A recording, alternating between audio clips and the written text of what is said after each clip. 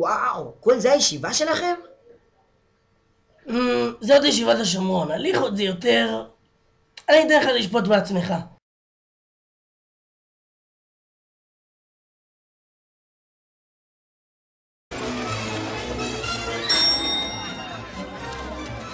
תצמד אליי, תמך, המתנחלים האלה משוגעים על כל הראש. יא חלה, סתכל לאן אתה הולך! היי, לא לקחת רטלין היום? אמרתי לך, היפרים לגמרי. הנה! רוצה להצטרף לרמב"ם היומי? לא, הוא כבר לומד כוזרי. בוא תרמח. נגמרו הלוחמים! יש למישהו מגן! כן, יש לכם שושים, הם מרשים. כן, באמת הם מרשים.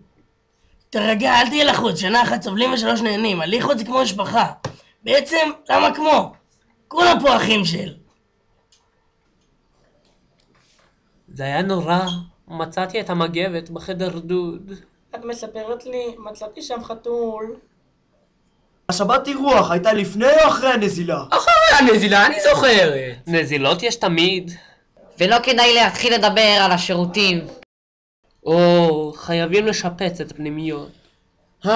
תאמינו לי, הכסף מתחיל לזוז רק בעונת התרמחים. פתאום משפצים.